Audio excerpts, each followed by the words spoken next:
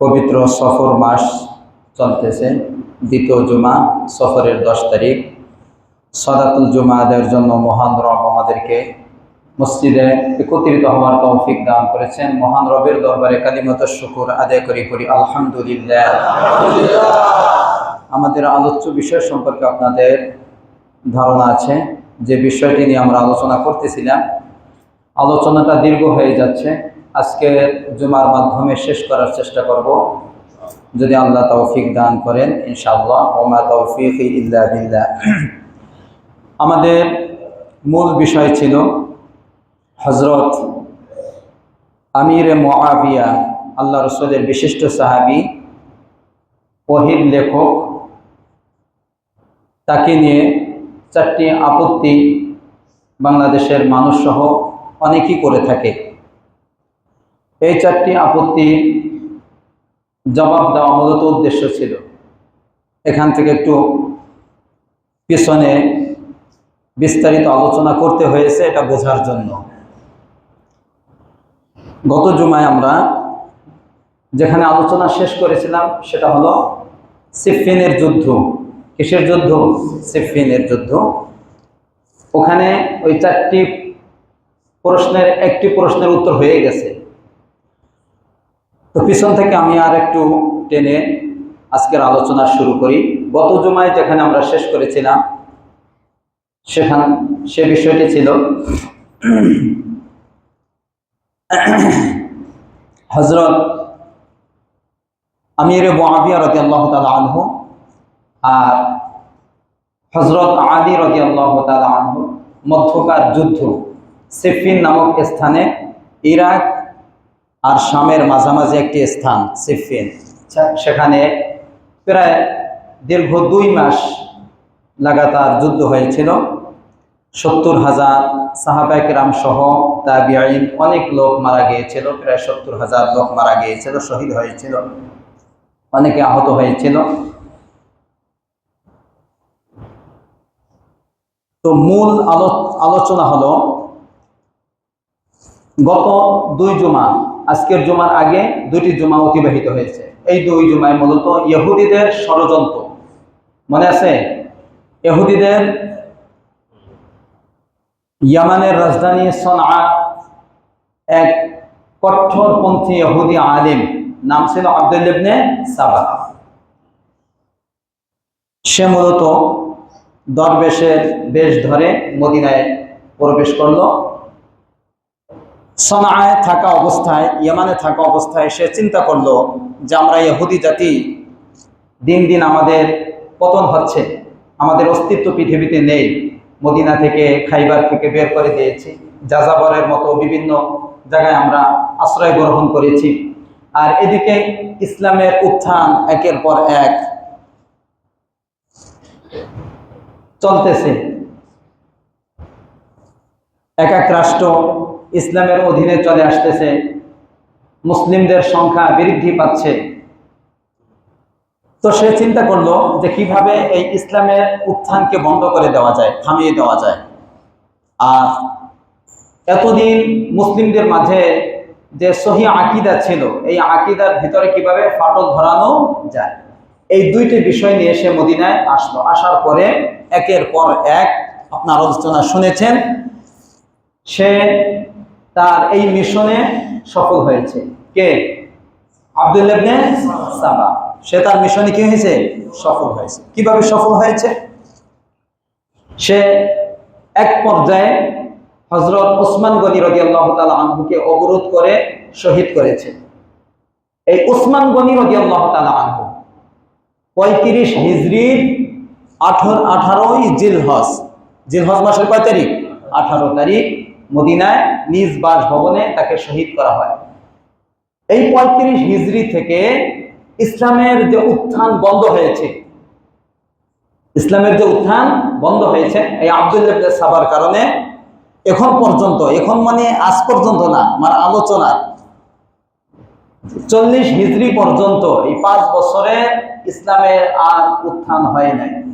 ইসলামের বিজয় থেমে গেছে। এখন শুধুমাত্র মুসলিম আর মুসলিমদের মাঝে কি ঝগড়া, ফাসাদ, যুদ্ধ। কথাটা বোঝা যাচ্ছে? কয় বছর? 5 বছর। তাহলে সে যে মিশন নিয়ে আসছিল, দুইটা মিশন, এর মধ্যে একটা মিশন ছিল যে ইসলামের উত্থানকে বন্ধ করে দিতে হবে, ইসলামের বিজয়কে থামিয়ে দিতে হবে। এই ক্ষেত্রে সে সফল হয়েছে না হয় নাই? পুরাপুরি সফল সে। 2 নম্বর ছিল যে সহি আকীদার বিপরীতে ভ্রান্ত আকীদা ঢুকিয়ে দিতে হবে, এটাও সে সফল। কিভাবে সফল?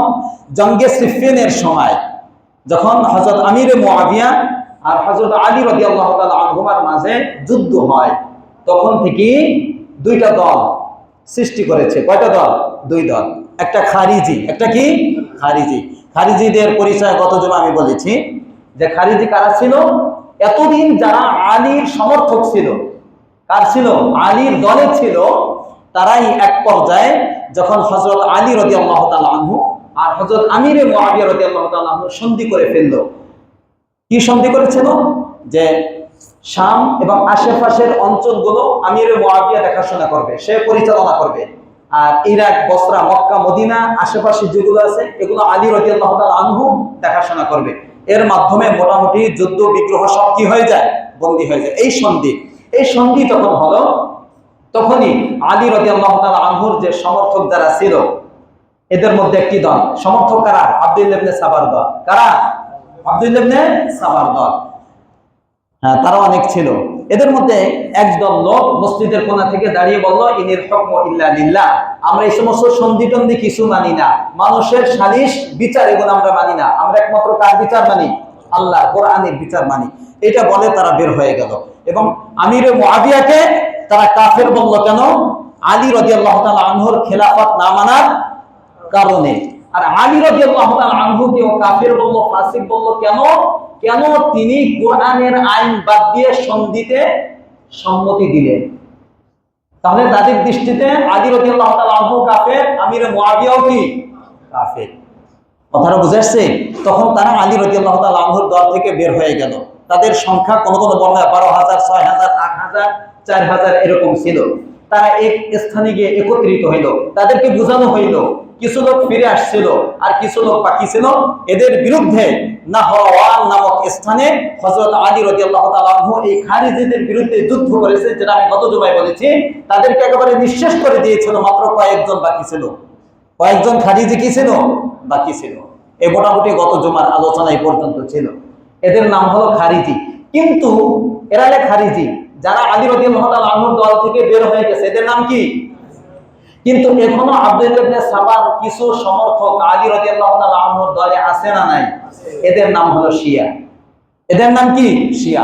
শিয়া অর্থ সমর্থক। শিয়া অর্থ কি? সমর্থক। তার সমর্থক আলী রাদিয়াল্লাহু তাআলা আনহুর সমর্থক, এরা এখনো তার সাথে আছে।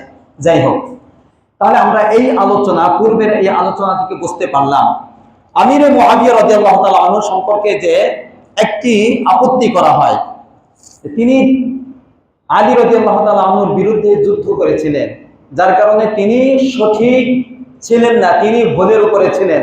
তাদের এই ধারণা সঠিক না ভুল? কথা বলেন, সঠিক না ভুল? কারণ হলো আল্লাহ রাসূল সাল্লাল্লাহু আলাইহি ওয়াসাল্লাম হাদিসে বলেছেন, এই যে যুদ্ধটা হবে এর ভবিষ্যৎবাণী কে দিয়েছেন? আল্লাহ রাসূল দিয়েছেন। আল্লাহ রাসূল বলেন, লা তাকুমুস সাআ, কিয়ামত ততক্ষণ পর্যন্ত সংগঠিত হবে না, হাত্তা তাকতাতিলা ফিআতানি আযীমাতান মিনাল মুসলিমিন, যতক্ষণ পর্যন্ত মুসলিমদের মাঝে, মুসলিমদের 2 দলের মাঝে যুদ্ধ না হবে। মুসলিমদের বড় 2 দলের মাঝে যতক্ষণ পর্যন্ত একটা যুদ্ধ না হবে, ততক্ষণ পর্যন্ত কিয়ামত ঘটবে না। এই যুদ্ধ দ্বারা উদ্দেশ্য হলো জঙ্গে সিফফিন, সিফফিনের যুদ্ধ। এবং আল্লাহ রাসূল শেষে বলেন, দাওয়াহুমা ওয়াহিদুন, এই 2 দলের দাবি কয়টা থাকবে? একটা। দাওয়াহুমা ওয়াহিদা, এই 2 দলের দাবি কয়টা? আমিরে মুআবিয়ার দাবি একটাই, সেটা হলো আগে ওসমান রাদিয়াল্লাহু তাআলা আনহুর হত্যা কি হবে? বিচার হবে। আমিরে মুআবিয়া, ভুল বুঝবেন না কেউ, আমিরে মুআবিয়া রাদিয়াল্লাহু তাআলা আনহু কখনো হযরত আলী রাদিয়াল্লাহু তাআলা আনহুর হাতে বাইআত গ্রহণ করতে অস্বীকার করেন নাই, বরঞ্চ তার হাতে অন্যান্য লোকদেরকে বাইআত গ্রহণ করতে তিনি উৎসাহিত করেছেন। কথাটা বুঝাচ্ছে? তিনি বাইআত গ্রহণ করতে অস্বীকার করেন নাই। তার দাবি ছিল একটা, সেটা হলো প্রথমে কার হত্যার বিচার হবে? ওসমান গনি রাদিয়াল্লাহু তাআলা হত্যার বিচার হবে। আর আলী রাদিয়াল্লাহু তাআলা আনহুর দৃষ্টিভঙ্গি ছিল, ইজতিহাদ বলা হয়, গবেষণা ছিল, যে আগে পরিস্থিতিকে ঠান্ডা করা হোক, পরিস্থিতি গরম না? তার আশেপাশে যারা ঘোরে তারা কারা? আব্দুল্লাহ ইবনে সাবার লোক, যারাই ওসমান রাদিয়াল্লাহু তাআলা আনহুকে হত্যা করছে তার সাথে তারা। এখনই যদি হত্যার বিচার শুরু হয় তাহলে বিদ্রোহ শুরু হয়ে যাবে, তার জীবন নিয়ে ঝুঁকে আসবে। যার কারণে তিনি বলছেন আগে সবাই বাইয়াত গ্রহণ করো, পুরা ইসলামী খেলাফত আমার অধীনে আসুক, পরিস্থিতি ঠান্ডা হোক, তারপর আস্তে আস্তে করে প্রমাণ নিয়ে তাদেরকে বিচার করা হবে। কথাটা বোঝাচ্ছে? তাহলে এই দুই সাহাবীর ইজতিহাদ গবেষণা একজন লোককে নিয়ে, সেটা কাকে? ওসমান গনি রাদিয়াল্লাহু তাআলা হত্যাকে নিয়ে। বোঝাচ্ছে দৃষ্টিভঙ্গি উভয় এক। ইজতিহাদ হযরত আমির মুআবিয়াটাও সঠিক, আলী রাদিয়াল্লাহু তাআলা আনহুটাও কি সঠিক, তবে আলী রাদিয়াল্লাহু তাআলা আনহুটা বেশি সঠিক ছিল, এটাকে বলা হয় ইহসান। আর হযরত আমির মুআবিয়ার গবেষণার নাম হলো ইনসাফ। ইনসাফের তুলনায় ইহসানের মর্যাদা বেশি। কিন্তু আমির মুআবিয়ার গবেষণা ভুল না সঠিক? জোরে বলেন, ভুল না সঠিক? তারটাও সঠিক আর আলী রাদিয়াল্লাহু তাআলা আনহুটাও সঠিক। এখন যে দুই সাহাবীর মাঝে যুদ্ধ হয়েছে, দুইজন কি, দুইজনের একজন সঠিক আর একজন বেঠিক, একজন সত্যের উপর আর একজন মিথ্যার উপর, বিষয়টা এরকম। কাজী আমির মুআবিয়া রাদিয়াল্লাহু তাআলা আনহুকে দোষী সাব্যস্ত করার কোনো সুযোগ নেই। আর আমি বলেছি সাহাবীদের মাঝে যে দ্বন্দ্ব, সাহাবীদের মাঝে যে এই যুদ্ধ হয়েছে, এটা মূলত সাহাবীদের কোনো ব্যক্তি কারণে নয়, কোন রাষ্ট্রের লোভে নয়, ক্ষমতার লোভে নয়, রাজনৈতিক কোন স্বার্থে নয়, বরঞ্চ এই দুই সাহাবীর মাঝে বা সাহাবীদের মাঝে যে যুদ্ধ হয়েছে এর পিছনে তৃতীয় আরেক দলের হাত ছিল, সেটা হলো আব্দুল্লাহ ইবনে সাবার দল। আমি এটা বলেছি, এটাকে বলা হয় মুশাজারাতুস সাহাবা। গত জুমা আমি উদাহরণ দিয়ে বুঝিয়েছি যে একটি গাছের দুটি ডালের মাঝে যে সংঘর্ষ হয়, এই সংঘর্ষ হয় যে এটা গাছের ডালের দোষ নাকি বাতাসের দোষ? বাতাসের দোষ। কথাটা বুঝাচ্ছে? হ্যাঁ, ঠিক এরকম দুই সাহাবীর মাঝে বা সাহাবীদের মাঝে যে দ্বন্দ্ব হয়েছে, যুদ্ধ হয়েছে, বিতর্ক হয়েছে, মতভেদ হয়েছে, এটা সাহাবীদের কোনো ব্যক্তিগত কারণে নয়, রাষ্ট্রীয় লোভের কারণে নয়, বরঞ্চ এটা আরেক দল আব্দুল্লাহ ইবনে সাবার বাহিনী বাতাস দিয়েছে, যার কারণে এই যুদ্ধ হয়েছে। কাজেই সাহাবীদের কোনো দোষ নেই। তাহলে আমির মুআবিয়া রাদিয়াল্লাহু তাআলা আনহু সম্পর্কে যে চারটি অভিযোগ, এই একটি অভিযোগের উত্তর পেয়েছেন? কথা বলেন। এ সম্পর্কে সঠিক যে ধারণা, যে আকীদা, এটা আমাদের মাথায় আছে তো? নাকি আমির মুআবিয়া রাদিয়াল্লাহু তাআলা সম্পর্কে এখনো ভুল ধারণা আছে? জোরে বলেন। ক্লিয়ার? একটা, আরো তিনটা আছে, তিনটা এখন শুনবেন। আচ্ছা, ধারাবাহিকভাবে আজকে জুমায় শেষ হয়ে যাবে ইনশাআল্লাহ। আচ্ছা, এই জঙ্গে সিফফিনের পরে পুরা মুসলিম জাহানের খলিফা এখন কয়জন? দুইজন। কয়জন? শাম তার আশেপাশের অঞ্চলের খলিফাকে আমিরে মুআবিয়া, আর মক্কা, মদিনা, বসরা, ইরাক, কুফা এইগুলার খলিফাকে। এখন বুঝেন, এখন শান্তি বিরাজ করতেছে, কোনো সমস্যা নাই। কিন্তু আব্দুল্লাহ ইবনে সাবার বাহিনী তো বসে নাই, তারা তো সব সময় দ্বন্দ্ব সৃষ্টি করতে চায় যে মুসলিমদের মাঝে ঝগড়া লেগে থাকুক, তারা এখনো বসে নাই। কথাটা বুঝাচ্ছে? ওই যে খারিজিদের একটি দল, যাদের বিরুদ্ধে আলী রাদিয়াল্লাহু তাআলা আনহু কি করছিল? যুদ্ধ করছিল, কয়েকজন খারিজি বাকি ছিল। এই খারিজিদের মধ্য থেকে কয়েকজনে বৈঠক করলো। কয়েকজন কি করছে? বৈঠক করলো। ইতিহাস আছে তিনজনের নাম। কয়জনের নাম? তিনজনে বৈঠক করলো। বৈঠক করে বসলো যে পুরা মুসলিম জাহানের মধ্যে যত পাওয়ারফুল খলিফা আছে, মানে সাহাবায়ে কেরাম আছে, এই সাহাবাদের মধ্যে থেকে তিনজনকে বা কারা কারা আমাদের জন্য হুমকি স্বরূপ। খারিজিরা বৈঠক করলো যে আমাদের জন্য, সাহাবাদের মধ্যে পুরা মুসলিম জাহানের যত সাহাবা আছে এদের মধ্যে আমাদের জন্য হুমকি স্বরূপ কয়জন, এটা নির্ণয় করো। তখন তারা পেল তিনজনের নাম। কয়জন? এক নম্বর, তৎকালীন সময় যিনি আমির, হযরত আলী রাদিয়াল্লাহু তাআলা আনহু। দুই নম্বর, শামের গভর্নর আমির মুআবিয়া রাদিয়াল্লাহু তাআলা আনহু। তিন নম্বর, মিশর বিজেতা হযরত আমর ইবনে আল-আস। কয়জন? তিনজন। যে এই তিনজনের কোন একজনের কাছে যদি মুসলিম জাহানের খেলাফত চলে যায় আমাদের জন্য খুবই খারাপ হবে। কয়জন? কি করতে হবে? এই তিনজনকে শেষ করে দিতে হবে। নাউজুবিল্লাহ বলেন। এই তিনজনকে শেষ করে দিতে হবে। এই তিনজনের দায়িত্ব আমরা তিনজন নেব। বৈঠক করতেছে। কথাটা বুঝাচ্ছে? এই তিনজনের নাম হলো আব্দুর রহমান ইবনে মুলজিম খারিজি এক নম্বর, দুই বারক ইবনে আব্দুল্লাহ তামিমি দুইজন, তৃতীয় আমর ইবনে বকর তামিমি। এই তিনজন বৈঠক। তিনজনের মধ্যে থেকে কে কাকে হত্যা দায়িত্ব নেবে। তখন আব্দুর রহমান ইবনে মুলজিম সে বলল, আমি আলী রাদিয়াল্লাহু তাআলা আনহুকে হত্যা করার দায়িত্ব নিলাম। আর বারক ইবনে আব্দুল্লাহ তামিমি সে বলল, আমি আমির মুআবিয়া রাদিয়াল্লাহু তাআলা আনহুকে হত্যা আমি দায়িত্ব নিলাম। আর আমর ইবনে বকর তামিমি সে বলল, আমি মিশর বিজেতা আমর ইবনে আল-আসকে হত্যার দায়িত্ব নিলাম। বাস, তিনজন এক টাইমে। কয় টাইমে? এক টাইমে ফজরের নামাজের সময় তিনজন তিন জায়গায় আক্রমণ করবে। আলী রাদিয়াল্লাহু তাআলা আনহু কুফায়, আমিরে মুআবিয়া দামেশকে, সিরিয়ার রাজধানী দামেশকে, তিনজন তিন জায়গায় নামাজ পড়ায়। কুফার যে মেইন মসজিদ সেখানে নামাজ পড়ায় আলী রাদিয়াল্লাহু তাআলা আনহু, দামেশকের জামে মসজিদে নামাজ পড়ান আমিরে মুআবিয়া রাদিয়াল্লাহু তাআলা আনহু, আর মিশরের যে মেইন মসজিদ খেলাফত তৎকালীন সময় যেটা ছিল সেখানে নামাজ পড়ান আমর ইবনে আস। তিনজন, বাস এক টাইম তারিখ দেওয়া হয়েছে, ওই তারিখে একসাথে আক্রমণ করবে, তিনজনকে শেষ করে দেবে ফজরের নামাজের সময়। বাস চলে গেল। প্রথমে মিশরের বিজেতা আমর ইবনে আল-আস তিনি ফজরের নামাজে ওই দিন আসতে পারেন নাই, অসুস্থতার কারণে কি করতে পারেন নাই, ভীষণ অসুস্থ ছিলেন, নামাজে আসতে পারেন। তার অনুপস্থিতিতে আরেকজনকে দায়িত্ব দেওয়া হয়েছে। ঠিক ওই ফজরের নামাজে তার উপর আক্রমণ করছে, অন্ধকার, এরকম লাইটের ব্যবস্থা তো ছিল না, বুঝতে পারে নাই, মনে করছে সে শেষ, অথচ তিনি আসেন নাই। তো তার পরিবর্তে যিনি নামাজ পড়ছেন তাকে শহীদ করে দিয়েছে। তাহলে বেঁচে গেছেন সাহাবী, কথা বুঝেন না? আমর ইবনে আল-আস বেঁচে গেছেন।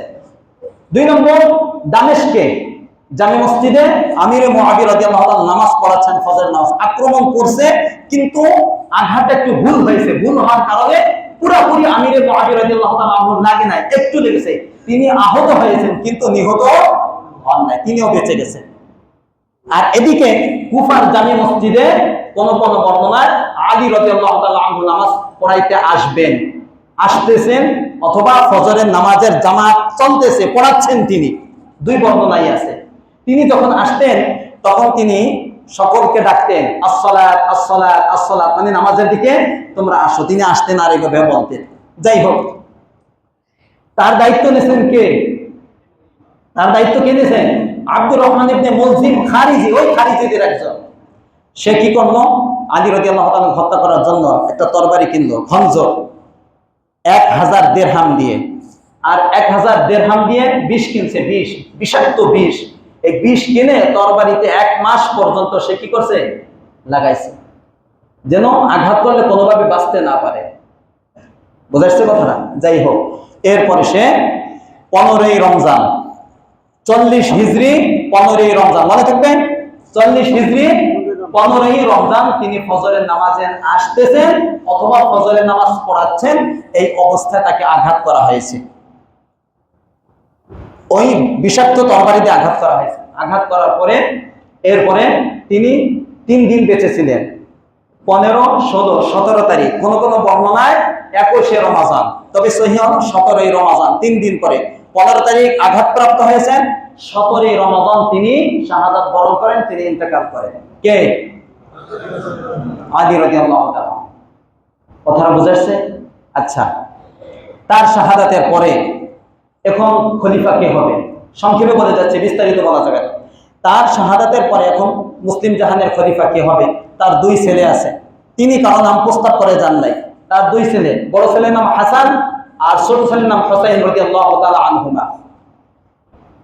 এখন শিয়া যারা আছে, খারিজি যারা আছে, এরা চিন্তা করলো যে যখন পুরো মুসলিম জাহানের খলিফা আমিরে মুআবিয়া হয়ে যায়, তাহলে আমাদের জন্য কি আছে? সমস্যা আছে। তাড়াতাড়ি তারা জোর করে হাসান রাদিয়াল্লাহু তাআলা আনহুর নাম প্রস্তাব করলো যে তিনি খেলাফতে বসবেন। তিনি রাজি হন নাই, তিনি ঠান্ডা মানুষ, তিনি ঝগড়া ফাসাদ মারামারি এগুলো তিনি পছন্দই করেন না। কথাটা বুঝাচ্ছে? জোর করে তাকে বসানো হইল।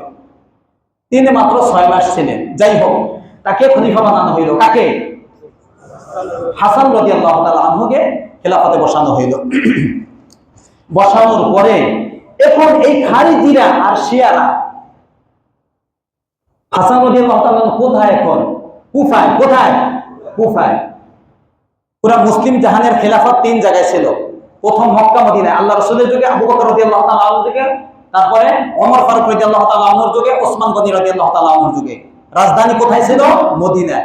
এরপরে হযরত আলী রাদিয়াল্লাহু তাআলা আনহুর সময় থেকে আসছে কুফায়। কোথায়? এর কারণ আছে। এরপর আমির মুআবিয়া রাদিয়াল্লাহু তাআলা আনহুর সময় থেকে আসছে সিরিয়ার রাজধানী দামেস্কে, সিরিয়া। এখন কুফায় হাসান রাদিয়াল্লাহু তাআলা আনহু কুফায়। এই শিয়ারা অনেক মুখ ধরে আহলে বায়াত আলী রাদিয়াল্লাহু তাআলা আনহু হাসান হুসাইনের খুব ভালোবাসা দেখাইতো, কিন্তু বাস্তবে অন্তরে ছিল হিংসা বিদ্বেষ এবং তারা মুনাফিকি তাদের নেফাক অন্তরে পরিপূর্ণ ছিল, কিন্তু মুখ দিয়ে তারা ভালোবাসা দেখাইতো। তারা ফুসলাইতে লাগলো যে আপনি আমির মুআবিয়া রাদিয়াল্লাহু তাআলা আনহুর বিরুদ্ধে যুদ্ধ ঘোষণা করেন। তারা ফুসলাইতে লাগলো, কারা? শিয়ারা, খারিজিরা, যে তার বিরুদ্ধে আপনি যুদ্ধ করেন। কিন্তু তিনি যুদ্ধ পছন্দ করেন না, তিনি বলতেন না, আমি যুদ্ধ করতে পারবো না, আমার এগুলো ভালো লাগে না।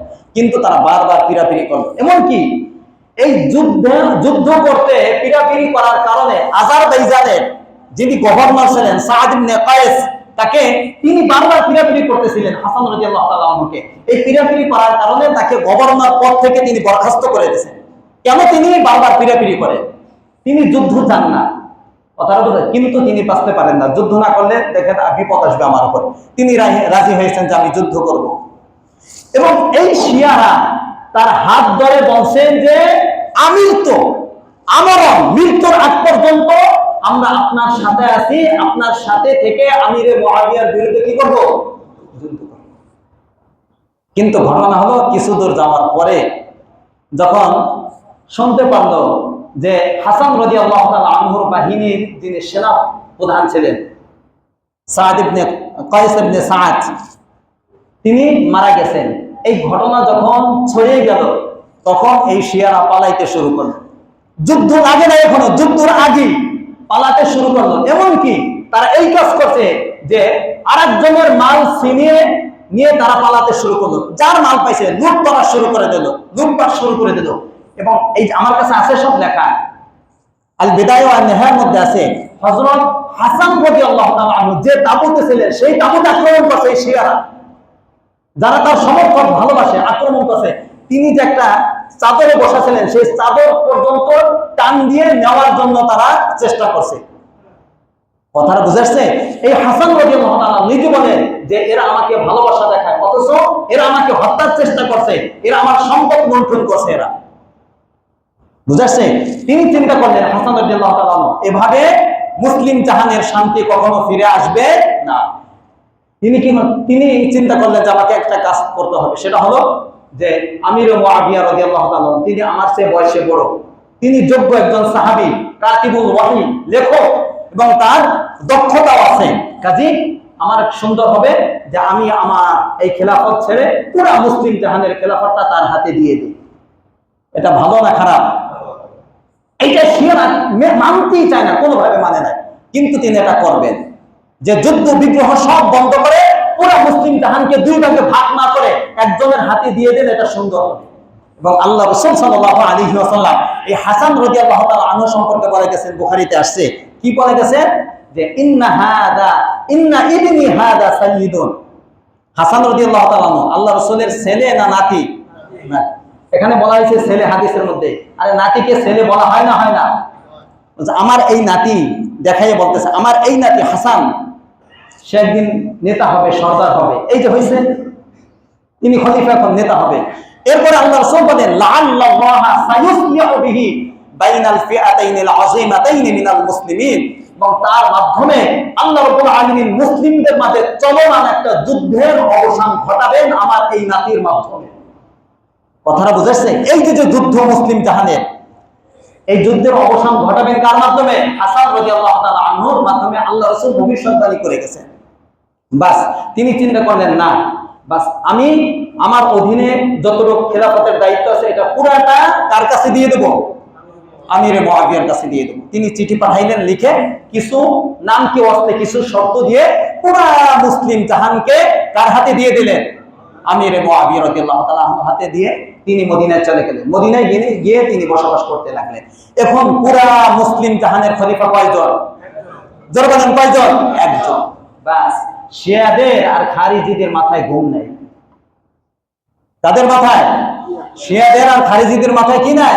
ঘুম নাই। এখনো তাদের ষড়যন্ত্র চলতেছে। কথা বুঝাচ্ছে? এই হাসান রাদিয়াল্লাহু তাআলা আনহু এরপরে তিনি মদিনায় বসবাস করতে লাগলেন। 49 বা 50 হিজরিতে তিনি সেখানে মারা যান এবং জান্নাতুল বাকিতে তাকে দাফন করা হয়। স্বাভাবিকভাবে তিনি কি মারা যান, মারা যাওয়ার ঘটনা আমি বলবো। তিনি মারা যান, এরপরে তাকে সেখানে কি দাফন করা হয়। আচ্ছা, এখানে বিষয় হলো, এখানে একটা অভিযোগ আছে। সে অভিযোগটা, এই যে বছর পুরা দায়িত্ব কার কাছে দিলেন? আমির মুআবিয়া রাদিয়াল্লাহু আনহু। এটা ছিল 41 হিজরি। কত হিজরি? 41 হিজরি। তিনি মাত্র 6 মাস খেলাফতে ছিলেন হাসান রাদিয়াল্লাহু তাআলা। এরপর পুরা খেলাফত তার কাছে দিয়ে দিলেন। আচ্ছা, রবিউল আউয়াল মাসে এই হাসান রাদিয়াল্লাহু তাআলা আনহু যে বছর পুরা খেলাফতের দায়িত্ব আমির মুআবিয়াকে দিয়ে দিলেন, এই বছরের নাম হলো ঐক্যের বছর। কি বছর? ঐক্যের বছর। এতদিন মুসলিমদের মাঝে দ্বন্দ্ব ছিল না? ছিল না।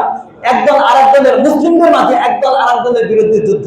এই জন্য যেহেতু পুরা মুসলিম জাহানের খলিফা এখন একজন এবং সবাই আমির মুআবিয়া রাদিয়াল্লাহু তাআলা আনহু খেলাফত মেনে নিয়েছেন, যার কারণে এই বছরকে বলা হয় কি বছর? ঐক্যের বছর। এবং একটা ভালো কথা মনে রাখেন, হযরত ওসমান গনি রাদিয়াল্লাহু তাআলা শহীদ হয়েছে 35 হিজরি, আর এখন কত হিজরি? 41 হিজরি। 40 হিজরি পার হয়ে গেছে, 41 হিজরি। এই 5 বছর ইসলামের উত্থান বন্ধ হয়েছিল, ইসলামের আর বিজয় হচ্ছিল না, শুধুমাত্র মুসলিম আর মুসলিমদের মাঝে কি মারামারি আর দ্বন্দ্ব। আর আমির মুআবিয়া রাদিয়াল্লাহু তাআলা আনহু হাতে খেলাফত আসার পরে আবার ইসলামের বিজয় কি হয়ে গেছে?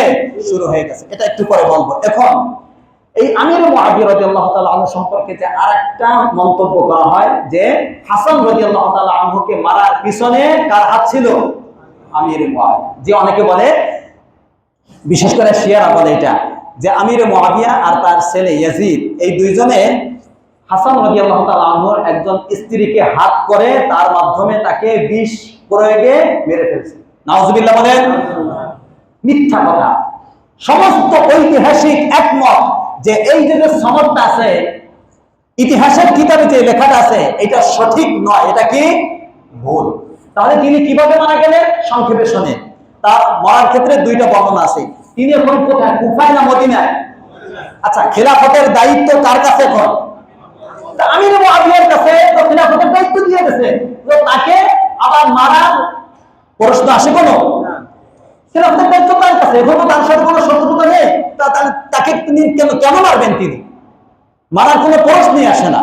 তিনি কিভাবে মারা গেছে? এক্ষেত্রে দুইটা বর্ণনা পাওয়া যায়। 1 নম্বর বর্ণনা, তিনি একদিন স্বপ্ন দেখেন হাসান রাদিয়াল্লাহু তাআলা আনহু, যে তার কপালে লেখা, স্বপ্নে দেখেন কপালে লেখা কুল হুয়াল্লাহু আহাদ। কি লেখা? তিনি খুব খুশি হন। ফারিহা বিহি, এটা দেখে তিনি খুব খুশি হন। আল বিদায়া ওয়ান নিহায়ার মধ্যে আছে। কেন খুশি হন সেটা তিনিই জানেন। এই স্বপ্ন যখন শুনলেন, তৎকালীন সময়ে বড় একজন বিখ্যাত বুজুর্গ এবং মুহাদ্দিস সাঈদ ইবনে মুসাইয়িব যখন শুনলেন যে এই স্বপ্ন কে দেখছেন? হাসান রাদিয়াল্লাহু তাআলা, তখন তিনি এর তাবির করলেন, ব্যাখ্যা করলেন যে তিনি বেশি দিন বাঁচবেন না, তিনি অচিরেই মারা যাবেন এবং এক আল্লাহর সাথে তার সাক্ষাৎ হবে। সুবহানাল্লাহ বলেন। আরে কুল হুয়াল্লাহু আহাদ অর্থ কি? আল্লাহ এক। ওই এক আল্লাহর সাথে তার সাক্ষাৎ হবে। যাই হোক, তার ইন্তেকালের ব্যাপারে কয়টা বর্ণনা? 2টা। তার একজন স্ত্রী ছিল খুবই সুন্দরী, নাম হলো জাআদা বিনতুল আশআস ইবনে কায়েস। জাআদা নাম মনে রাখবেন। জাআদা কার স্ত্রী? হাসান রাদিয়াল্লাহু তাআলা আনহু একাধিক স্ত্রী ছিল, মধ্যে একজন স্ত্রীর নাম হলো জাআদা। তাকে অনেক ভালোবাসতেন, যেহেতু সুন্দরী ছিলেন তাকে অনেক ভালোবাসতেন, তার কাছে থাকতেন এবং এই মহিলা তাকে রাত্রে মিষ্টি পানি পান করেন, যেহেতু অনেক মহব্বত করতেন, স্ত্রীরা যেটা বলেন মিষ্টি পানি পান করেন। একদিন কি করছেন? একদিন এই মিষ্টি পানিতে তিনি বিষ মিশিয়ে তাকে পান করাইছেন। এরপর থেকে তিনি অসুস্থ হওয়া শুরু করছেন এবং এই বিষটা এতটা বিষাক্ত ছিল যে 40 দিন পর্যন্ত এর প্রভাব ছিল এবং বারবার তাকে টয়লেটে যেতে হতো। তাহলে কে মারছে? কথা বলেন, কে মারছে? তার স্ত্রী কেন মারছে? এই প্রশ্নের উত্তর এই সমাজ আমি দিতে পারবো না। সাহাবাদের সম্পর্কে আপনার খারাপ ধারণা হবে। এটা যদি কেউ জানতে চান এবং আলেম হন, ব্যক্তিগতভাবে আমার কাছে আসবেন, কেন বিষ খাওয়াইছে, তাহলে সেটা উত্তর আমি আপনাকে দেবো, সবাইকে দিব না। যদি আলেম হন তাকে দিব, যে বুঝমান তাকে দিতে পারি। সবাইকে এখানে বললে সাহাবাদের সম্পর্কে আপনার খারাপ ধারণা আসবে। তাহলে একটা বর্ণনা পাইছেন তো। 2 নম্বর বর্ণনা, উমাইর ইবনে ইসহাক। উমাইর ইবনে ইসহাক তৎকালীন সময়ের জন্য তিনি বলেন, এই হাসান রাদিয়াল্লাহু তাআলা আনহু যখন অসুস্থ ছিলেন, তখন আমি তাকে দেখার জন্য আমি তার কাছে গেলাম। গিয়ে দেখলাম তিনি বারবার টয়লেটে যাচ্ছেন। আমি তাকে জিজ্ঞাসা করলাম, কেন বারবার আপনি টয়লেটে যান? তখন তিনি বললেন যে আমাকে অনেকবার বিষ প্রয়োগ করা হয়েছে, বিষ খাওয়ানো হয়েছে, কিন্তু এইবার যে মারাত্মক বিষ আমার পেটে গিয়েছে, প্রয়োগ করা হয়েছে, যা অতীতে করা হয় নাই, এর প্রভাব এতটা বেশি যে আমি অসুস্থ হয়ে পড়েছি, যার কারণে আমাকে বারবার টয়লেটে যেতে হয়।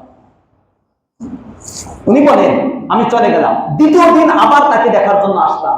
যখন আসলাম জিজ্ঞাসা করলাম, ইতিমধ্যে তার ছোট ভাই হাসান রাদিয়াল্লাহু তাআলা, ছোট ভাইয়ের নাম কি? হোসেন রাদিয়াল্লাহু তাআলা, তিনিও তখন তার কাছে আসলেন। আসার পরে হোসেন রাদিয়াল্লাহু তাআলা জিজ্ঞাসা করলেন, ভাই আপনাকে কে বিষ পান করিয়েছে বলেন। বলেন।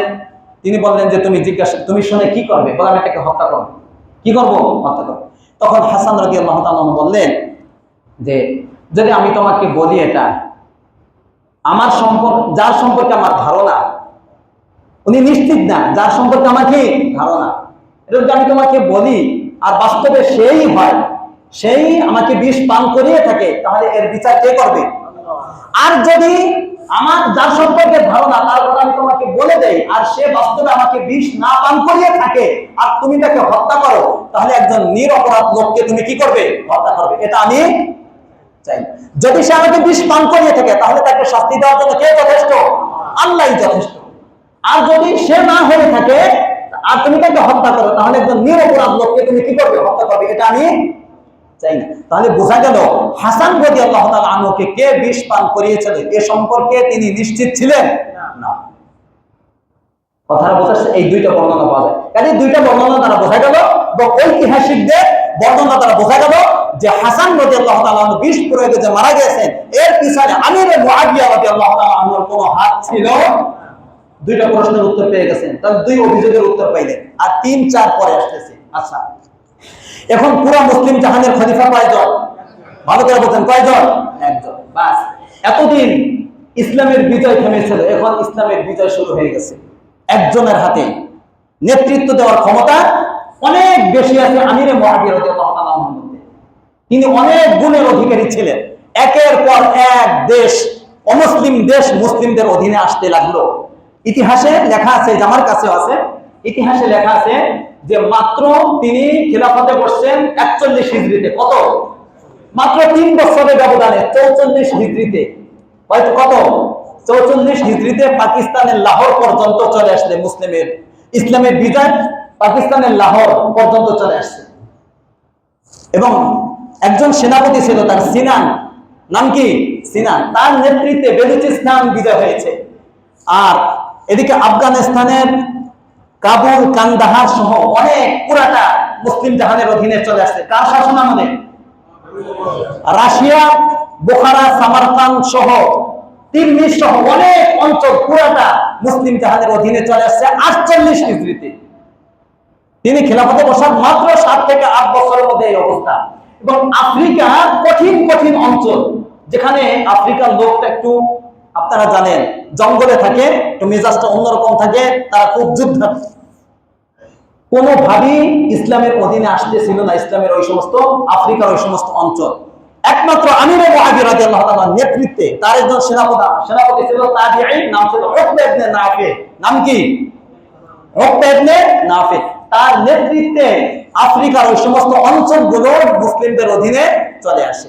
তিনি এমন একজন সেনাপতি ছিলেন যে যেদিকে যাইতেন সেদিকে ইসলামের বিজয় হয়ে যেত। উকবা ইবনে নাফি এক পর্যায়ে তিনি মৃত সাগরের পারে দাঁড়িয়ে তিনি আল্লাহর কাছে বললেন, আল্লাহ, মৃত সাগরের অপর প্রান্তে কোন দেশ আছে কিনা দেখা তো যায় না, যদি থাকে তাহলে বিসমিল্লাহ বলে আমি মৃত সাগরের উপর দিয়ে ঘোড়া আমি চালিয়ে দিলাম। সুবহানাল্লাহ বলেন। তিনি যেদিকে যাইতেন সেদিকে বিজয় আনিয়ে আসতেন না, এমন একজন সেনাপতি ছিলেন। এইভাবে পুরো আফ্রিকা অঞ্চল আমির মুআবিয়া রাদিয়াল্লাহু তাআলা আনহুর যুগে চলে আসে। এদিকে পর্তুগাল থেকে চীন পর্যন্ত, যেটা আমি বলেছি, আর ইউরোপ থেকে আফ্রিকা পুরাটা প্রায় 65 লক্ষ বর্গ মাইল পর্যন্ত ইসলাম জাহানের খেলাফত বিস্তৃত ছিল। সুবহানাল্লাহ বলে। আমির মুআবিয়া রাদিয়াল্লাহু তাআলা আনহুর সময় তার সম্পর্কে খারাপ ধারণা কিভাবে আসে? তিনি একজন কাতিবুল ওহী ছিলেন, ওহীর লেখক। তার সম্পর্কে আল্লাহ রাসূল বিশেষভাবে দোয়া করে গেছেন, আল্লাহুম্মা জাআলহু হাদিয়া ওয়া মাহদিয়া ওয়াহদি বিহি। বিশেষভাবে তার জন্য হেদায়েতের দোয়া করে গেছেন, এবং তার মাধ্যমে কোনো মানুষকে আল্লাহ রাব্বুল আলামিন হেদায়েত দেয়, এটা দোয়া করে গেছেন আমির মুআবিয়া সম্পর্কে। এবং তিনি একজন বিশিষ্ট ফকিহ ছিলেন। এবং তার সম্পর্কে আল্লাহ রাসূল বলেন আউয়ালু জাইশিন মিন উম্মতি ইয়াগজুনাল বাহরা ক্বাদ আওজাবু, যে আমার উম্মতের একটি দল সামুদ্রিক পথে যুদ্ধ করবে, এই যুদ্ধে যারা অংশগ্রহণ করবে প্রত্যেকের জন্য জান্নাত অবধারিত। সুবহানাল্লাহ বলেন। এই যুদ্ধ পরিচালনা করেছেন এবং সেনাপ্রধান ছিলেন আমিরে মুআবিয়া রাদিয়াল্লাহু তাআলা আনহু, যিনি একজন জান্নাতি সাহাবী। তার সম্পর্কে আপনার মুখ চলে কিভাবে? ঠিক না ঠিক বলেন? এবং তার নেতৃত্ব, তিনি তো আল্লাহ রাসূলের পরে আবু বকর সিদ্দিক রাদিয়াল্লাহু তাআলা আনহুর যুগ থেকে বিভিন্ন অঞ্চলের গভর্নর তিনি ছিলেন। এক পর্যায়ে পুরো মুসলিম জাহান তার অধীনে। তার শাসন আমলে একজন নারী যদি ঘরের দরজা খুলে ঘুমাতে চাইতো সে পারত, এতটা নিরাপত্তা ছিল। রাস্তায় যদি হাজার হাজার দিরহাম দিনার পড়ে থাকতো একজন লোক ভোটে সাহস পাইত না। এবং মুসলিম জাহানের তৎকালীন সময় একজন মুসলিম ভিক্ষুক খুঁজে পাওয়া যাইত না। অমুসলিমদের জন্য নিরাপত্তার ব্যবস্থা করে দিয়েছিলেন। অমুসলিমরাও স্বাধীনে চলাফেরা করতো, কেউ কোনো কথা বলতে পারতো না। এবং ডাক বিভাগ সহ রাষ্ট্রীয় বিভিন্ন বিভাগ তার যুগে এগুলার প্রচলন শুরু হয়েছে। কথাটা বুঝাচ্ছে? তার সম্পর্কে আব্দুল্লাহ ইবনে ওমর রাদিয়াল্লাহু তাআলা আনহু বলেন, মা রাআইতু আহাদাম মিনান নাস বা'দা রাসূলিল্লাহ সাল্লাল্লাহু আলাইহি ওয়াসাল্লাম আসওয়ারা মিন মুআবিয়া। আল্লাহ রাসূলের পরে সুন্দর নেতৃত্বের অধিকারী ব্যক্তি আল্লাহ রাসূলের পরে আমি কাউকে দেখি নাই। সুবহানাল্লাহ বলেন। তা আল্লাহ রাসূলের পরে সুন্দর নেতৃত্ব তিনি দিয়েছেন, তার নাম কি? আমিরে মুআবিয়া। একজন সাহাবী জিজ্ঞাসা করলেন, আপনার বাবা ওমর? তিনি বললেন যে তারা ইলম, আমল, তাকওয়া, তাহারাত অনেক সব দিক থেকে তারা উপরে ছিল, কিন্তু নেতৃত্বের ক্ষেত্রে উপরে কে? আমিরে মুআবিয়া রাদিয়াল্লাহু। এর সম্পর্কে আপনি কিভাবে ধারণা করেন? আল্লাহ ভীতি, তিনি তাহাজ্জুদ বুঝার একজন সাহাবী ছিলেন। তার তাকওয়া এবং তাহারাত, আল্লাহর ভয় কতটা ছিল? তিনি ইন্তেকালের আগে পুরো সম্পদের অর্ধেক সম্পদ তিনি রাষ্ট্রীয় কোষাগারে দিয়ে যান, এই জন্য যে আমার দ্বারা কোনো সময় হেরফের হতে পারে, এটা যেন পূরণ হয়ে যায়। এবং যাওয়ার আগে পুরা পরিবারকে ডেকে খোদাপীতির আল্লাহকে ভয় করে চলবে, এই সম্পর্কে প্রায় 10টা নসিহত তিনি করে যান। তার সম্পর্কে আপনার ভুল ধারণা আসে কিভাবে? আমিরে মুআবিয়া রাদিয়াল্লাহু তাআলা সম্পর্কে বলছি। আচ্ছা, তাহলে তার সম্পর্কে দুইটা প্রশ্নের উত্তর আমরা জানলাম। এইভাবে তিনি 20 বছর, প্রায় 20 বছর খেলাফতে ছিলেন। কে বলেন? মুসলিমদের মাঝে কোনো দ্বন্দ্ব ছিল না। ওই খারিজিরাও দমন হয়ে গেছে, আর আব্দুল্লাহ ইবনে সাবা আগুনে পুড়িয়ে তাকে হত্যা করে ফেলছে। শেষ, ওয়ার মিশন শেষ হয়ে গেছে। এখন শুধু ভিতরে ভিতরে মুনাফিক আছে। কে আছে? মুনাফিক। একেবারে সুন্দরভাবে 20টা বছর তিনি রাষ্ট্র পরিচালনা করছেন। কোন ধরনের গৃহ যুদ্ধ, কোন ধরনের কিছু ছিল না। শুধু ইসলামের বিজয় আর বিজয়, আর মুসলিমদের মাঝে ভ্রাতৃত্ব বন্ধন, এটা ফিরে আসছে। কোন ধরনের অশান্তি ছিল না এই 20 বছর। তার ইন্তেকালের আগ মুহূর্তে তার বয়স প্রায় 80 থেকে 82। কার? আমিরে মুআবিয়া। 60 হিজরি। কত হিজরি? 60 হিজরি। 41 থেকে 60, প্রায় 20 বছরের কাছাকাছি। 60 হিজরি যখন চলে আসলো, তিনি অসুস্থ হয়ে পড়লেন। তিনি ধারণা করলেন যে হয়তো আমি আর বাঁচবো না। তো আমি যেহেতু বাঁচবো না, তো আমি থাকতে যদি একজনকে খলিফা বানিয়ে দেওয়া যায়। আচ্ছা, এখানে একটা বলি, খিলাফতে রাশেদা হাসান রাদিয়াল্লাহু তাআলা আনহু ইন্তেকালের মাধ্যমে খিলাফতে রাশেদা কি হয়ে গেছে? শেষ। এখন যেটা, এটা শাসকের যুগ, এখন। তো তিনি চিন্তা করলেন যে আমি থাকা অবস্থায় যদি একজন খলিফা, একজন শাসক নির্বাচন করে যায়, তাহলে এটা ভালো হবে। এখানে ভালো করে বুঝবেন, এখানে ঘুমাইন না কেউ, আমার দিকে দৃষ্টি দেন, ভালো করে বোঝেন। এখানে তিনি চিন্তা করলেন, তিনি ইজতিহাদ করলেন। আমি আপনাদেরকে এই বক্তব্যটা বলার আগে একটা কথা বলি। বুখারী শরীফের একটা হাদিস আছে, ইদা হাকামাল হাকিম ফাজতাহাদা সুম্মা আসাবা ফালাহু আজরান। কোন মুজতাহিদ যখন ইজতিহাদ করে, গবেষণা করে, যেমন ইমাম আবু হানিফা, ইমাম মালিক, ইমাম শাফি, 4 মাযহাবের 4 ইমাম, এরা সবাই মুজতাহিদ। মুজতাহিদ অর্থ হলো যে ব্যক্তি কোরআন হাদিস থেকে গবেষণা করে, মাসআলা বের করে, নিজে আমল করতে পারে। নিজে আমল করার জন্য আরেকজনের অনুসরণ করতে হয় না, তাকে কি বলা হয়? মুজতাহিদ। সমস্ত সাহাবায়ে কেরাম মুজতাহিদ ছিলেন। তা আমিরে মুআবিয়া সাহাবী না সাহাবী? জোরে বলেন, সাহাবী না সাহাবী? তিনি একজন মুজতাহিদ। তো তিনি বলছেন যে মুজতাহিদ, সে ইজতিহাদ করার পরে যদি সঠিক হয়, তাহলে নেকি কয়টা? 2টা। আর যদি তার ইজতিহাদটা ভুল হয়, তার গবেষণাটা ভুল হয়, তাহলে গোনা নয়, নেকি কয়টা? 1টা। কোন অবস্থায় গুনাহ হবে না। কাজে ইমাম আবু হানিফা রাহমাতুল্লাহ আলাইহি যত মাসআলা বের করে গিয়েছেন, যদি সেটা ভুল হয় তাহলে আল্লাহর কাছে কোন ধরনের গুনাহ হবে না, ধর্মপাকড় তিনি হবেন না। কথা বুঝাচ্ছে? মুস্তাহিদরা যদি সঠিক করে 2 নেকি, যদি ভুল করে গুনাহ না 1 নেকি, নেকি থেকে খালি নয়।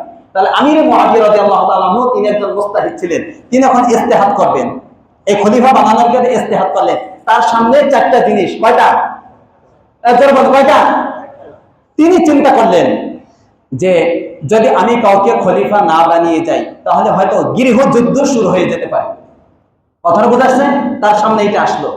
2 নম্বর আসলো যে এখনো ভিতরে শিয়ারা আছে, খারিজিরা আছে, যে যদি আমি খলিফা না বানিয়ে চলে যাই তাহলে পরবর্তীতে দেখা যাবে যে এই খারিজি শিয়া যারা আছে, অমুসলিম যারা আছে, তারা বিদ্রোহ করে মুসলিম জাহানের শাসন ক্ষমতা তারা নিয়ে যেতে পারে। কয়টা? কয়টা হলো? 2টা। 3 নম্বর তার সামনে আসলো যে উমাইয়া বংশ, উমাইয়া কুরাইশদের মধ্যে, উমাইয়া এটা কুরাইশদের একটা শাখা বংশ। হাশিমি যেরকম একটা কুরাইশদের বংশ, উমাইয়া এটা একটা কুরাইশদের একটা শক্তিশালী বংশ। তিনি চিন্তা করলেন যে যদি আমি কাউকে খলিফা না বানাই যাই তাহলে উমাইয়ারা বিদ্রোহ করতে পারে। কি করতে পারে? বিদ্রোহ করতে পারে। উমাইয়ারা নিজেদের থেকে কাউকে খলিফা বানাইতে পারে, একটা বিদ্রোহ হতে পারে। কথাটা বুঝাচ্ছে? তিনি চিন্তা করলেন যে তাহলে এজিদকে, এজিদ তার ছেলের নাম কি? এজিদ। এজিদ আমিরে মুআবিয়া, তিনি উমাইয়া বংশের। এজিদ উমাইয়া বংশের, যে এজিদকে যদি বানাই যায় তাহলে কমপক্ষে উমাইয়া বংশ ঠান্ডা থাকবে, কোনো সমস্যা হবে না। তা উমাইয়া ব্যতীত অন্য কাউকে যদি আমি খেলাফতে বসিয়ে যাই তাহলে উমাইয়ারা তার বিরুদ্ধে কি করবে? বিদ্রোহ করবে। এবং তার যে ধারণাটা পরিপূর্ণভাবে শতভাগ বাস্তবায়িত হয়েছে যখন আব্দুল্লাহ ইবনে জুবাইর মক্কা মদিনা সহ হেজাজে পুরাটা খলিফা হয়েছিলেন, তখন একমাত্র উমাইয়ারা তার খেলাফত মানে নাই। কারা? উমাইয়ার তার খেলাফত মানে নাই। কথাটা বুঝাচ্ছে? তার ইস্তেহাত এখানে এরকম ছিল, সঠিক ছিল। আর 4 নম্বর তিনি গবেষণা করলেন যে যদি আমার ছেলে ইয়াজিদকে বানাই যায় তাহলে তো মানুষ স্বজন প্রীতির একটা অভিযোগ দিবে। কিসের? স্বজন প্রীতির, যে ছেলেকে খলিফা বানাই গেছে, একটা অভিযোগ দিবে। আবার চিন্তা করলেন যে ছেলেকে বানানোর কারণে মুসলিম জাহানের যদি উপকার হয়, ক্ষতি না হয়, উপকার হয়, তাহলে তো কোনো দোষের বিষয় না, এটা নিষেধ নয়। আরে ভাই, এটা কোনো কোরআন হাদিসে নিষেধ আছে যে যে ব্যক্তি খলিফা তার ছেলেকে বানানো যাবে না? এটা কোরআন হাদিসে কোথাও কি নাই? নিষেধ নাই। যে এর কারণে যদি মুসলিম জাহানের উপকার হয় তাহলে কোনো সমস্যা নাই। ওনার সামনে দৃষ্টান্ত আছে, উদাহরণ আছে। যেমন দাউদ আলাইহিস সালামের পরে খেলাফতে কে বসছেন?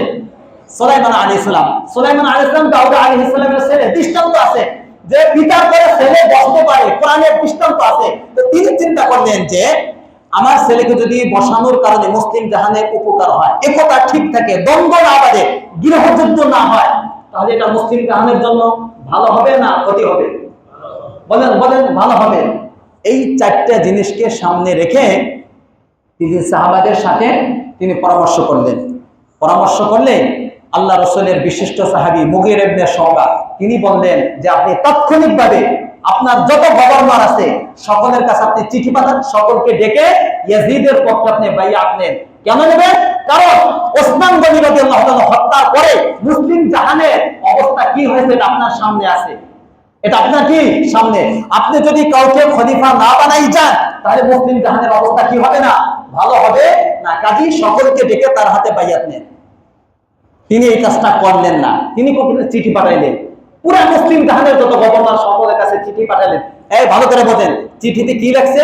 চিঠিতে লেখছে যে আমার জীবন শেষ পর্যায়ে, আমি জীবন সায়ান্নে চলে এসেছি, কাজী আমি আমার জীবদ্দশায় একথা ঠিক রাখার জন্য একজন শাসক নির্ধারণ করে যেতে চাই।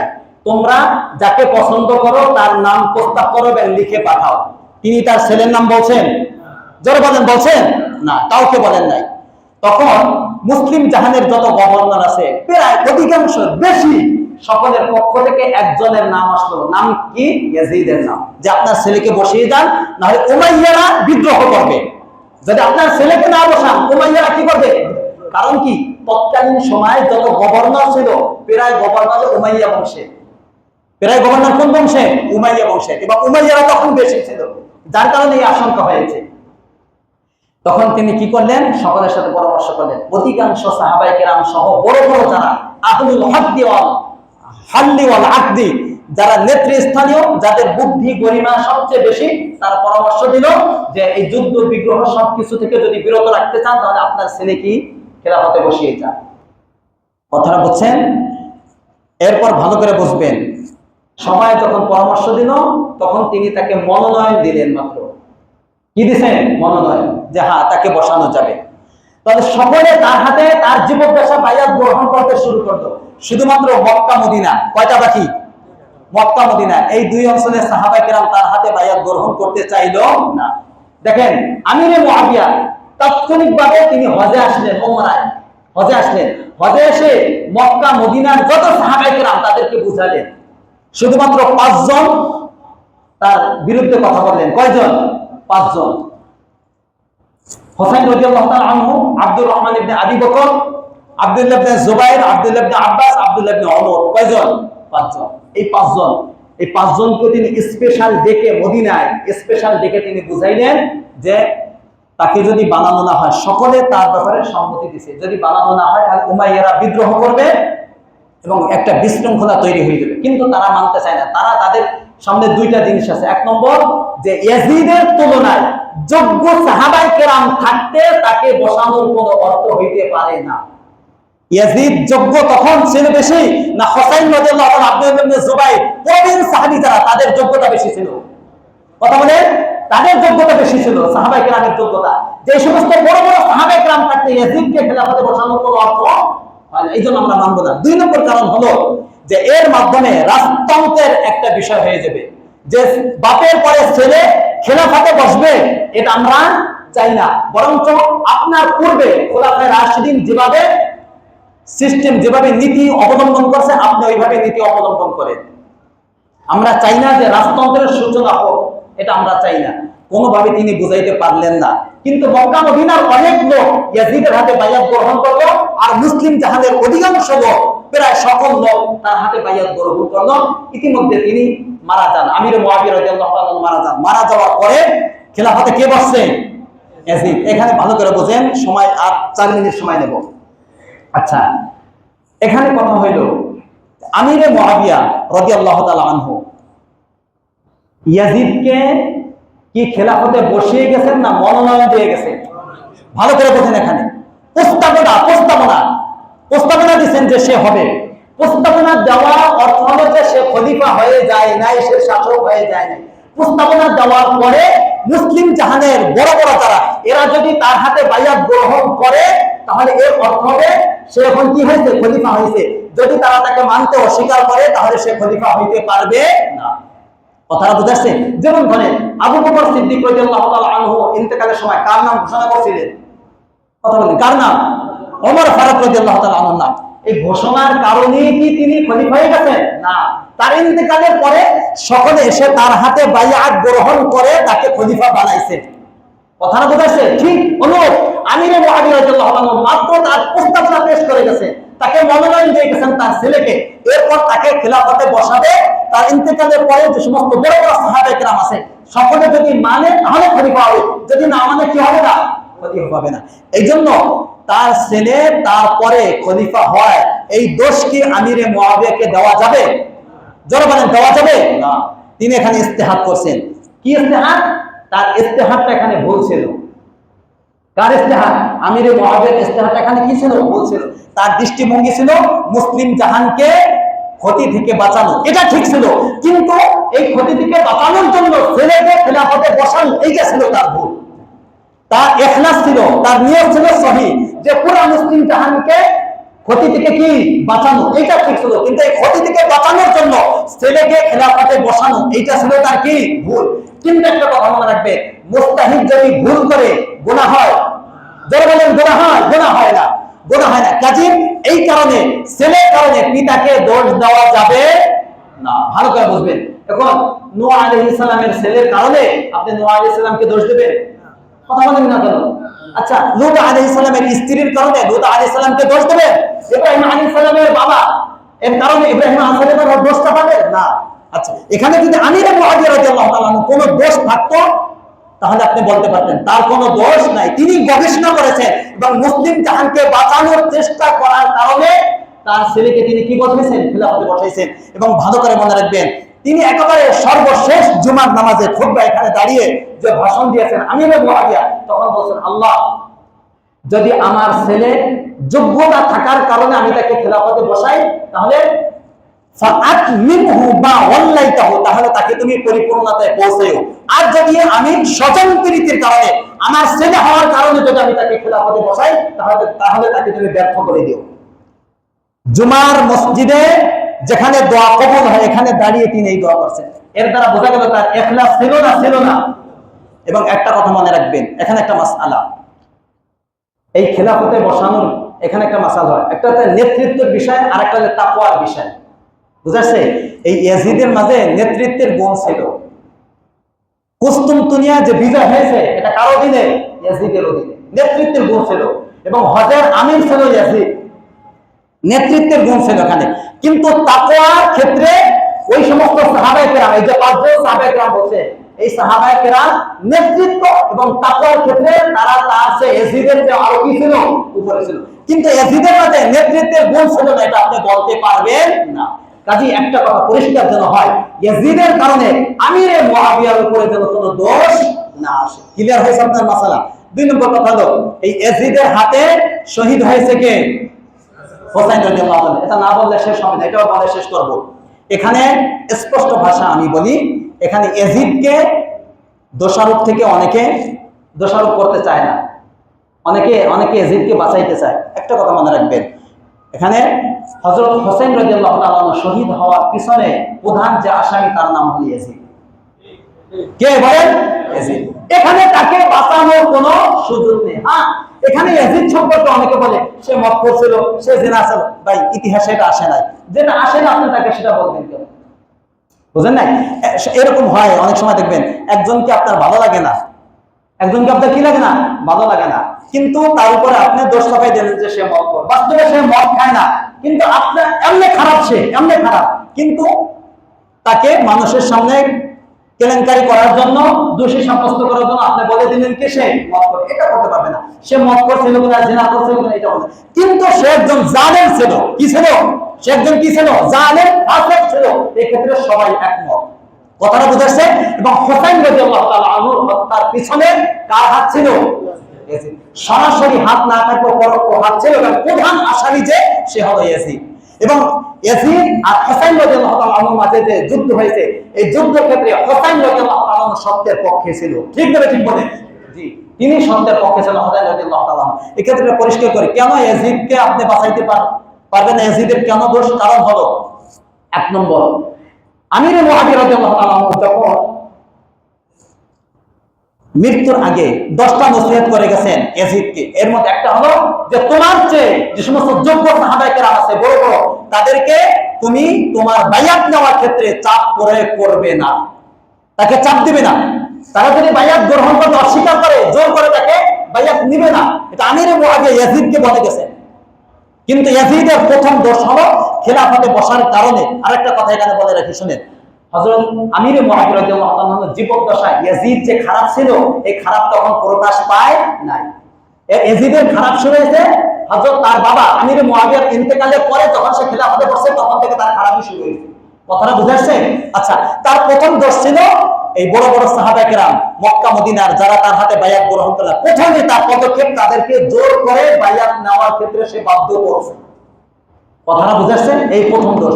দুই নম্বর দোষ হলো যখন ওবাইদুল্লাহ ইবনে জিয়াদের নেতৃত্বে হোসেন রাদিয়াল্লাহু তাআলা কারবালার ময়দানে শহীদ হইল, এর আগে হোসেন রাদিয়াল্লাহু তাআলা চাচাতো ভাই মুসলিম ইবনে আকিলকে যে হত্যা করছে ওবাইদুল্লাহ ইবনে জিয়াদ। কে? ওবাইদুল্লাহ ইবনে জিয়াদ। এই কুফার গভর্নর ছিলেন নু'মান ইবনে বাশীর রাদিয়াল্লাহু তাআলা আনহু, আল্লাহ রাসূলের সাহাবী। তাকে বাদ দিয়ে বসরার গভর্নর ছিল ওবাইদুল্লাহ ইবনে জিয়াদ। তাকে বসরার গভর্নর রেখে কুফার গভর্নর তাকে বানানো হয়েছে। কাকে? ওবাইদুল্লাহ ইবনে জিয়াদকে কে বানাইছে? ইয়াজিদ বানাইছে। কারণ ইয়াজিদ একজন রক্তক্ষেপী মানুষ, এটা ইয়াজিদ ভালো করে জানে। সে ঝগড়া বিবাদ ছাড়া কিছু বোঝে না। ওবাইদুল্লাহ ইবনে জিয়াদ তো এই কুফার গভর্নর তাকে বানানোই প্রমাণ করে যে সে কিছু করতে চায়। সে প্রথম এসে ওবায়দুল্লাহ জিয়াদ কুফার গভর্নর হয়ে প্রথমে মুসলিম বিন আকিলকে হত্যা করছে, হানি বিন উরওয়াকে হত্যা করছে, কথাটা বোঝাচ্ছে। এবং হোসেন রাদিয়াল্লাহু তাআলা আনহু হত্যা করে, মর্মান্তিকভাবে হত্যা করে, তার মাথা দেহ থেকে পৃথক করে তার মাথার সাথে তার শরীরের সাথে অবমাননা করছে ওবায়দুল্লাহ ইবনে জিয়াদ, কথাটা বোঝাচ্ছে। এরপরে এই ওবায়দুল্লাহ ইবনে জিয়াদের বিরুদ্ধে কোন পদক্ষেপ ইয়াজিদ নেয় নাই। এই নাটাই প্রমাণ করে যে ইয়াজিদ দোষী না দোষী না, কোন ধরনের বিচার করে নাই, কিচ্ছু বলে নাই, কথাটা বুঝাচ্ছে। এবং ইয়াজিদের বড় বড় অপকর্মের মধ্যে থেকে অনেকগুলো আছে মদিনায় আক্রমণ করা, বিশাল আক্রমণ, একজন এক বইটা বলতে গেলে মক্কায় অবরোধ করা সহ অনেক অপকর্মের সাথে ইয়াজিদ কি ছিল, জড়িত ছিল। কাজে ইয়াজিদকে দোষমুক্ত করার কোনো সুযোগ নাই, কথাটা বুঝাচ্ছে। এখানে হোসেন রাদিয়াল্লাহু তাআলা আনহু তিনি ন্যায়ের উপরে ছিলেন। যাই মোটামুটি ভাবে এই আলোচনাগুলো ছিল, এখান থেকে আমরা বুঝতে পারলাম। এবং রাজতন্ত্র, শোনেন, এই রাজতন্ত্র আমিরে মুআবিয়া রাদিয়াল্লাহু তাআলা এটা কায়েম করে যান নাই, ভালো করে মনে রাখবেন। কারণ তিনি তার ছেলেকে তো বসান নাই, মাত্র মনোনয়ন দিয়ে গেছে। এই মনোনয়ন দেওয়ার অর্থ হলো তার ছেলেকে বসানো না, কাজে তিনি রাজতন্ত্র কায়েম করেন নাই। মোটামুটি 4টা প্রশ্নের উত্তর পেয়ে গেছেন। কাজে সাহাবীদের সম্পর্কে আপনার সঠিক ধারণা আসছে তো?